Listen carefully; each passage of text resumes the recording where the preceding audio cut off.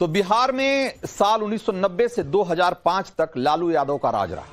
15 साल के उस दौर को बिहारवासी आज भी जंगल राज का ही नाम देते हैं। तब अपराध की ऐसी ऐसी जघन्य घटनाएं हुई जिसे याद करिए तो दिल दहल जाए, शासन प्रशासन से भरोसा उठ जाए। बिहार के उस जंगल राज की नई गवाही ने दुनिया को चौंका दिया है, क्योंकि यह गवाही लालू यादव के छोटे साले सुभाष यादव की है और उन्होंने सीधा सीधा आरोप लगाया है कि बिहार में जंगल राज के सूत्रधार खुद लालू प्रसाद यादव थे, जो किडनैपिंग से लेकर फिरौती के मामलों में खुद शामिल थे। सारी डील सीएम आवास पर होती थी। एक बार पहले सुभाष यादव को सुनिए, फिर आगे की कहानी बताऊंगा। मेरे खिलाफ FIR है कहीं? हम लोग अपहरण करते हैं। अपहरण तो वो लोग करवाते थे जिसके माध्यम से करवावे, छुड़वाते वो लोग थे, तो वही लोग ने जवाब देगा। आपने कहा कि उस समय जब वो कह रहे हैं कि अपहरण करवाते थे, एक अन्य मार्ग से जो है संचालित होता था चीज, तो भाई उस समय DGP में क्या था उस समय के DGP क्या था, गृह सचिव क्या था? प्रशासन नहीं था, FIR होना चाहिए था ना। तो दिलचस्प बात यह है कि सुभाष यादव ने लालू यादव पर आरोप तो लगाया ही, उनके साथ साथ तब पुलिस प्रशासन में रहे आला अफसरों को भी लालू से मिली भगत का आरोप लगाकर उन्हें लपेट लिया।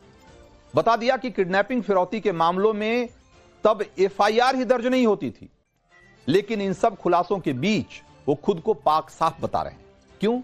क्योंकि जंगल राज के उस दौर में लालू यादव के दोनों साले यानी कि खुद सुभाष यादव और उनके बड़े भाई साधु यादव लालू के राइट हैंड हुआ करते थे।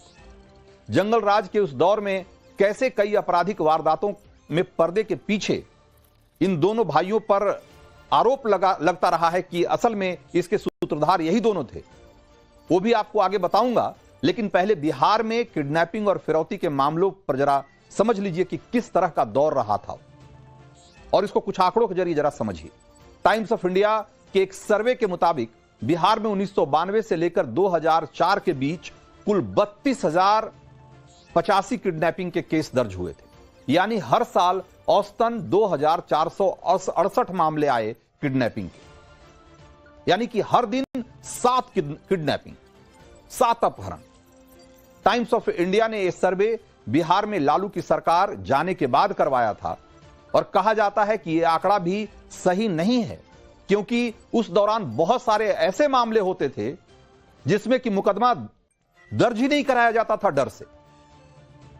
ये आंकड़े बता रहे हैं कि कैसे लालू राज में बिहार में किडनैपिंग और फिरौती का धंधा एक इंडस्ट्री बन गया था, और सिर्फ बिहार के कारोबारी और प्रोफेशनल ही नहीं, बल्कि बाहर के राज्यों से भी डॉक्टर, इंजीनियर, कारोबारी, उद्योगपति किडनैप करके बिहार में रखे जाते थे। और यही वजह है कि सुभाष यादव के आरोपों के बाद बीजेपी नीतीश सरकार, जो बीजेपी की सरकार है और जो नीतीश की सरकार है, वो मांग कर रही है कि 1990 से 2005 के दौर में बिहार में जितनी भी किडनैपिंग हुई उन सारे मामलों की जुडिशियल जांच करवाई जाए। मुख्यमंत्री माननीय नीतीश कुमार जी से अनुरोध करता हूं कि वे 1990 से लेकर 2005 के बीच बिहार में हुए तमाम अपहरण और फिरौती की घटनाओं की जांच के लिए पटना उच्च न्यायालय के किसी न्यायाधीश की अध्यक्षता में जांच आयोग का गठन करें। ये सब जानते हैं कि बिहार में जो जंगल राज की बात होती रही थी, आखिर सुभाष यादव के आरोप के बाद यह स्पष्ट हो गया है कि बिहार के जंगल राज के असली सूत्रधार कौन थे। तो सुभाष यादव ने लालू पर आरोप लगाते हुए जिस हाई प्रोफाइल किडनैपिंग कांड की डील का खुलासा किया, अब एक बार जरा उसके बारे में भी जान लीजिए। तो किडनैपिंग का यह हाई प्रोफाइल मामला साल 2001 का है, जब एक कारोबारी अश्विनी गुप्ता की पटना से किडनैपिंग कर ली गई थी। और उस समय अश्विनी गुप्ता जो बिहार के वित्त मंत्री थे, शंकर टेकरीवाल, ये उनके करीबी रिश्तेदार थे, और अपहरणकर्ताओं ने उन्हें उस समय अगवा किया जब वो शंकर टेकरीवाल से मिलने जा रहे थे। 24 दिनों तक वो अपहरणकर्ताओं के चंगुल में रहे, और फिर अचानक से एक दिन सुबह वो अपने घर पर प्रकट हो गए। कहा गया कि अपहरणकर्ताओं ने पुलिस के दबाव में आकर उनको छोड़ दिया और उनके पिता ने बयान दिया कि नहीं, कोई फिरौती नहीं दी हमने। लेकिन हकीकत यह है कि उस समय पूरे बिहार में इस बात की चर्चा थी कि बहुत मोटी रकम अपहरणकर्ताओं को देने के बाद ही अश्विनी गुप्ता को छोड़ा गया। इस कांड में आरजेडी के विधायक का एक करीबी आदमी का नाम भी सामने आया। अब लालू के साले सुभाष यादव ने दावा किया है कि इस मामले में 6 करोड़ रुपए की फिरौती वसूली गई थी और उसके बाद ही अश्विनी गुप्ता को छोड़ा गया था।